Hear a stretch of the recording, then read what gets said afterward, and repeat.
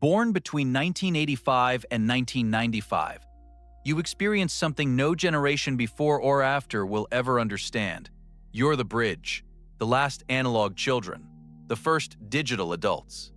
You learned handwriting and typing, waited for dial-up and experienced instant, played outside until dark, and watched the internet change everything. This created a unique psychological profile. Today, we break down 7 psychological traits specific to 90s kids and why understanding them explains who you became.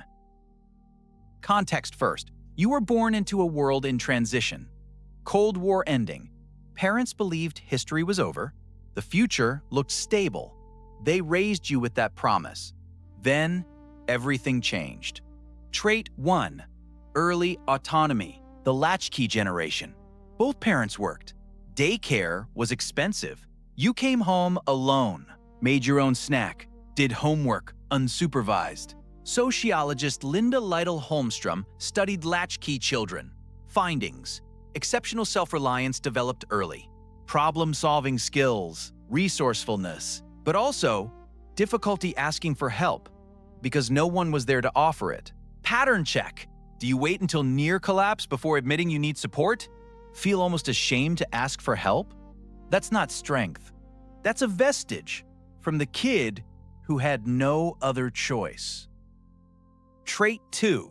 Broadcast trauma. The images you can't forget. September 11th, 2001. Many of you were children, maybe at school, maybe watching TV. You saw it, live, on loop, for hours. The towers, the people, the collapse. No one protected you from that. Neuroscientists documented this. Secondary broadcast trauma. Children exposed to disaster footage on loop develop symptoms similar to direct witnesses. Hypervigilance, diffuse anxiety, persistent feeling that the world isn't safe. The data is clear. Repeated exposure creates lasting neural patterns. Recognition check. Do you feel anxious without clear reason? Watch for bad news almost unconsciously? Consider happiness temporary because something always happens? That background distrust of stability isn't paranoia. It's an imprint, left by a television screen when you were too young to process it. Trait 3. The broken promise. Work hard and you'll succeed. Parents said it, teachers repeated it. Work hard, get education. You'll succeed. You worked hard, got the education. Then 2008 happened. Financial crisis, youth unemployment, unpaid internships, contract work. Housing prices impossible. None of this was in the plan. No one prepared you for this. Result? Cognitive dissonance. One side, inherited belief. If I didn't succeed, it's my fault. Other side, evidence the system didn't deliver what it promised.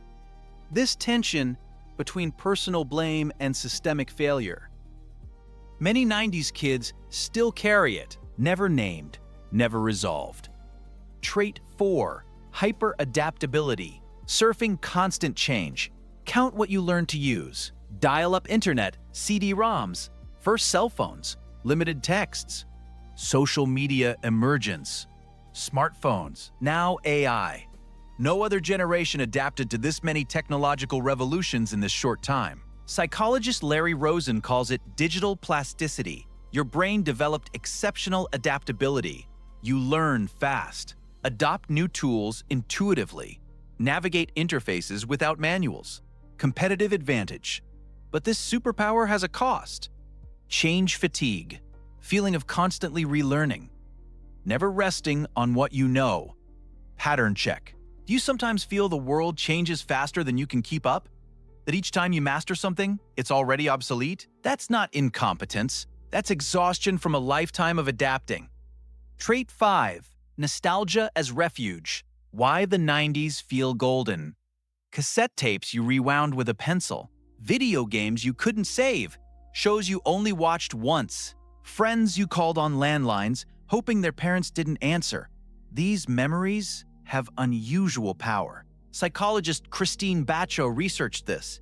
Nostalgia isn't just pleasant memory. It's emotional regulation. When present stress peaks, the brain retreats to a past perceived as simpler, safer, More manageable. Your 90s nostalgia isn't naive, it's functional, an anchor when the present fragments. But warning, if it becomes permanent refuge, it prevents inhabiting the present fully. Trait 6. Life before and after social media. The privilege of remembering. You're the last generation with childhood free of social media. No photos of your awkward phases online. No digital traces of embarrassing moments. No constant comparison with filtered lives. You knew anonymity, then watched Facebook arrive. Instagram. Infinite comparison. Sociologist Sherry Turkle, in Alone Together, observed 90s kids hold unique position, built identity without digital audience, then had to rebuild that identity under permanent network gaze. 2 phases, 2 processes, 2 selves to reconcile. Recognition check. Do you feel different online versus offline? Sense your real self exists somewhere between both? Can use networks without being absorbed by them? That's because you have a before, a reference, a self that existed before likes. Many younger people don't have that. Trait 7. The infinite potential trap. Why you can do anything became a prison. You were told you were special, could accomplish anything you wanted.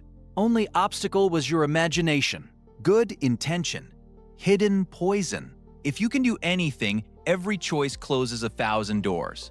If you're special, average isn't acceptable. If the only obstacle is you, every failure is personal fault. Therapist Lori Gottlieb, in Maybe You Should Talk to Someone, observes 80s, 90s kids consult most for unexplainable failure feeling. I have a decent job, okay life, but I feel I should be further. That should is a ghost. Ghost of the promise you were given. This is where Meg J's research became useful. Her book, The Defining Decade, examines exactly this transition. How to reconcile childhood promises with adult reality. Practical. Research-backed. Fair warning, it's dense. Requires active reading. But for anyone wanting to understand how their generation was shaped and how to take back the narrative, it's probably the clearest resource I've found. Link in description. Reframe. Each trait has a flip side. Early autonomy, rare resourcefulness. Broadcast trauma, awareness that life is precious. Broken promise, freedom to define your own success. Hyper-adaptability, competitive advantage in unstable world. Nostalgia, emotional anchor in fragmented world. Dual identity, digital awareness younger people lack. Potential burden, once named becomes permission. Permission to choose what actually matters. To you, not what you were given. You're the bridge generation. Memories of a world that no longer exists. Living in a world your parents never imagined. This position isn't a curse. It's unique perspective. You see what older people don't understand, and what younger people never knew. The real question isn't, how should I have been raised? It's, what will I do with who I became? Your traits aren't bugs. They're features, characteristics of unique architecture, created by a unique era. Quick check. How many of these 7 traits do you recognize? Early autonomy, broadcast trauma, broken promise, hyper-adaptability, nostalgia refuge, dual identity, potential burden? Drop your number in comments. Add your birth year and your most defining 90s memory, the one that shaped you. I'll read every one, because we share something, a fragment of common history that no one else fully understands. Know someone from your generation? Someone who feels lost between 2 worlds? Send them this. Sometimes naming what you experienced is the first step to understanding it. Mental diagnostic. Bridge generation.